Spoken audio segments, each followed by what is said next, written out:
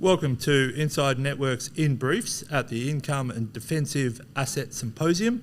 My guest today is Justin Tyler from Daintree Capital. Welcome, Justin. Jamie, hi.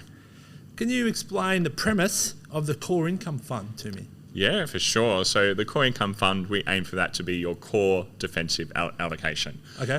We colloquially call this Nana's Fund. This is the fund that you put your grandmother's life savings into and you sleep well at night.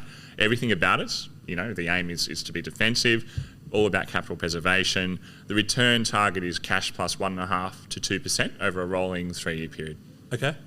And how does it differentiate from a traditional fixed income portfolio? Sure. So there's lots of portfolios out there that are benchmarked to things like the Bloomberg Composite Index, for example. We ignore benchmarks. Okay. We think they're flawed for all sorts of reasons. Okay. Moving beyond the product, the other way we differentiate is just by ourselves. You know, we've been doing this for a long time and we're a boutique, we're a true boutique. So everyone has an equity interest in the business and everyone, you know, invests in the fund, that sort of thing as well.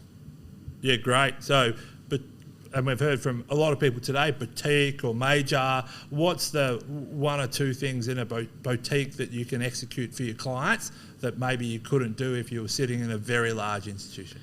Look, we have a certain degree of nimbleness, but I'd move more towards just the culture of the team and what we set out to do. You know, the aim really is to get the right people in the team and make sure they stay there for a long period of time. You know, at the end of the day, that gives you certainty as to who's doing the investing and the investment style that you're exposed to. So people are as important as the process. Absolutely. Yeah. Right. In our industry, it's all about trust. Yeah, it's all about trust. We're here to build trust, and that's what it's all about. So you want to be talking to the same person for a long period of time.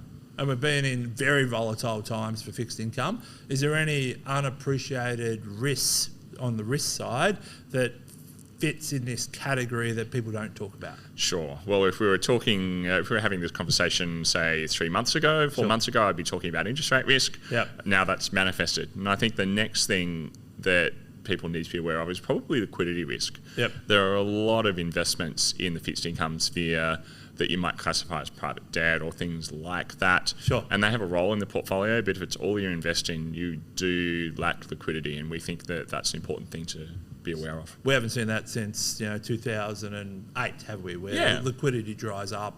That's right. And valuations become in question. That's right. And it might not happen that way, Yep. but the risk is there. So how do you get around that? Is your fund liquid? Yeah, I absolutely. can buy it and sell it any day? Yep. It's daily liquidity, which that's another thing that differentiates it from funds like the ones I just mentioned, and indeed other funds that do other things as well. So daily liquidity, we find our investors appreciate that. And also we pay monthly distributions. Yep. And as I said, it's all about stating that target return of 150 to 200 over cash and minimising the risk that we take in order to achieve it. And just to recap again, the Core Income Fund's universe is what? Is it Australia only? Is it global? Is it certain categories of credit rated?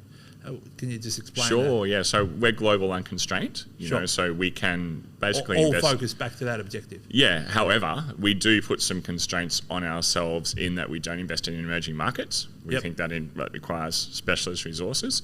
And at the end of the day, even though we're global unconstrained, we do hold a reasonable amount of the fund in Australia. And the reason for that is the monthly distributions. We want to make sure we can keep those up. If you hold a lot of offshore, then you have to hedge your currency risk, and that introduces volatility into your income. Yeah, great. Thanks for joining us, Justin. No problems. Thanks, Jamie.